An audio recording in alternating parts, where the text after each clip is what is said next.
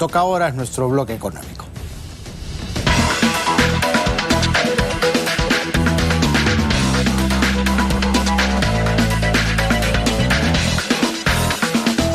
¿Usted ha escuchado el término estanflación? Suena una combinación de estar estancado e inflación. Bueno, tiene que ver con eso, es con justamente el estancamiento económico. Y para muchos especialistas, el Perú habría entrado o estaría por entrar en este limbo, ¿no? Donde no se crece para nada y eso tiene un montón de consecuencias. De eso vamos a conversar con Ana Reategui, profesora de SAN, que ya está con nosotros. Ana, ¿qué tal? ¿Cómo estás? Buenas tardes. Buenas tardes, ¿qué tal? Un gusto saludarlos. Es un término poco usado, pero que se refiere justamente jugando con el estancamiento y la inflación en un proceso económico donde no se crece, ¿no? Se está allí como que sin moverse. Es correcto, es un término que no se había usado hace muchas décadas, porque el Perú precisamente había salido de toda esa etapa y siempre hablábamos de inflación, crecimiento, inflación, crecimiento, inflación, crecimiento, y la inflación más bien era provocada a veces por lo rápido que crecíamos, ¿no es cierto? Y presionaba para que los precios se aumentaran. Bueno, pero ahora hemos entrado en una situación en la que los precios continúan subiendo, pero las razones son otras, ¿no? Y es más un incremento de costos. No es que nos estemos peleando por ir a comprar arroz, azúcar, leche, huevos, sino es porque los costos son los que están subiendo. Y a eso se ha unido el hecho de que el país que empezó en enero con una tasa esperada de crecimiento que superaba el 4%, ya estemos hablando de números cercanos a 2% y alrededores, ¿no? Entonces ahí es cuando tú entras a una especie de, ya no creces, ¿tú qué es lo que esperas? Que el próximo año vuelvas a crecer, que el próximo año vuelvas a crecer, que vuelvas a crecer, porque en cada salto de crecimiento que da la economía es posible generar más puestos de trabajo. Pero si la economía se queda estancada, entonces en realidad, ¿quiénes tendrían trabajo? Aquellos que ya lo tenían el año pasado, ¿no es cierto? Claro. Entonces lo que se necesita... La economía no puede recibir a toda esa fuerza laboral que se incorpora, pues, ¿no? Exactamente, sea el mercado formal, informal, pero que consigue entrar a un tipo de trabajo que le permita sostenerse. Y por eso necesitamos esos saltos en productividad. Y al estar solamente creciendo a tasa de 2%, y ojo, que mucho de eso tiene que ver la balanza comercial, las exportaciones mineras, por ejemplo, ¿no? Ese 2% incluso es un bono que nos está dando los altos precios del cobre. Entonces, si uno le quitara los altos precios del cobre, de repente estaríamos peor, ¿no? En nada.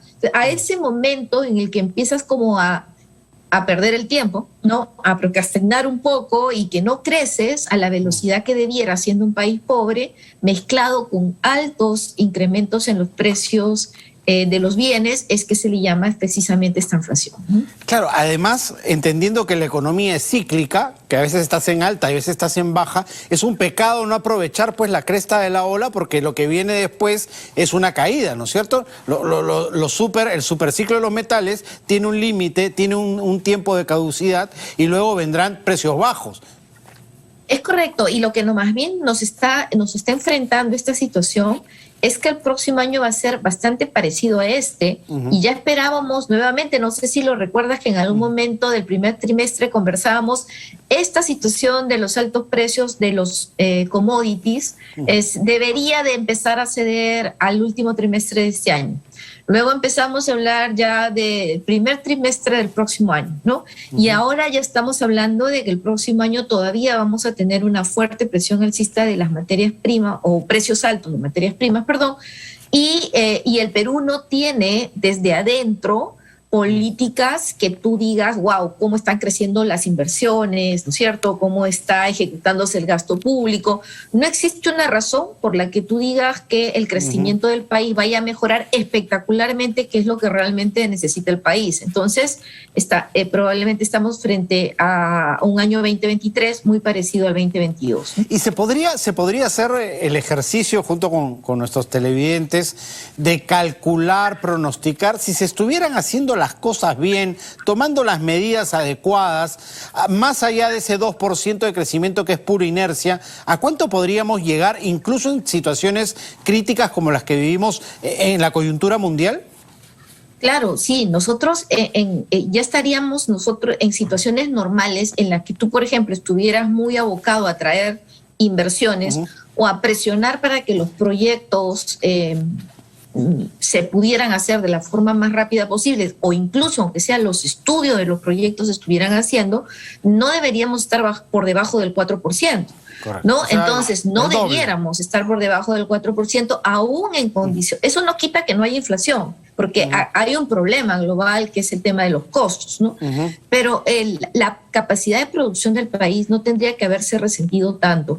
Entonces, hubiéramos dicho que este año hubiésemos tenido una inflación relativamente alta, pero acompañada de una tasa razonable de inflación que estuviera por el promedio o por encima del promedio de América Latina, ¿no? Correcto. Y queda demostrado, pues, que no basta decir vengan los inversores, que acá las cosas están bien, como ha hecho hoy día, por ejemplo, el presidente de la República en la Cumbre de las Américas en Los Ángeles. El capital no viene así porque lo llamas, ¿no? Hay unas pruebas de confiabilidad que hace el inversor antes de decidir poner el capital, y eso es lo que está pasando, no vienen. Claro, y son dos cosas, ¿no? Tanto el poder ejecutivo como el poder legislativo, ambas cosas. Por un lado, sale el presidente que no es capaz de solucionar problemas en la minería, por ejemplo, con el poder ejecutivo en general, ¿no? El premierato o los ministros del sector o lo que fuera. Pero por el otro lado también hay en el Congreso mismo voces. No digo que se llegue a concretizar, pero es como que ruido, ¿no? Ruido sobre revisiones de contratos, o cosas por el estilo. Entonces, si tú piensas que es como si te fueras a casar y tú piensas que es hasta que la muerte nos separe, pero de repente tu pareja le dice, sí, pero si al año 8 tenemos ganas de divorciarnos, entonces nos divorciamos, ¿no? Entonces, no, pero yo estoy dispuesto a ir por una relación de largo plazo, pero tú me estás diciendo que en el camino las cosas pueden cambiar. No, entonces ese riesgo yo no estoy dispuesto a asumirlo. Y me retiro, digo, ¿para qué correr un riesgo innecesario? Mejor me voy a un país en el que las cosas estén mucho más tranquilas, ¿no? Entonces, no estamos siendo capaces de atraer, los precios de los commodities van a seguir subiendo, entonces todavía nos queda por delante meses complicados. Correcto. Muchísimas gracias, Ana, como siempre, por haber estado con nosotros. Al contrario, gracias a ustedes. Gracias. Muchas gracias. Ana Reati, profesora de SANA, ha estado con nosotros. Cerramos así nuestro bloque económico.